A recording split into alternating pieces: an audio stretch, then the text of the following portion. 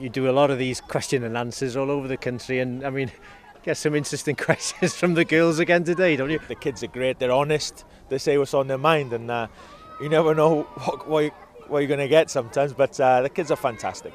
Just that genuine love for football and the game, and see it in these young girls today. The enthusiasm is incredible. So this is where it starts. So yeah, I love coming to things like this, and I think at our level it's very, it can be sinister at times, football, and we forget to enjoy it.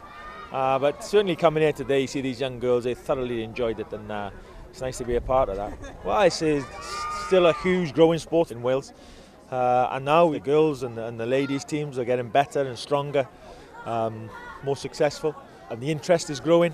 This is where it all starts, and it's been a fantastic day today. And it's nice for these girls then to look at the senior teams, and when they're doing well, you know, that's where some of these young girls will look at that and they'll want to be a part of that, and that's what it's all about.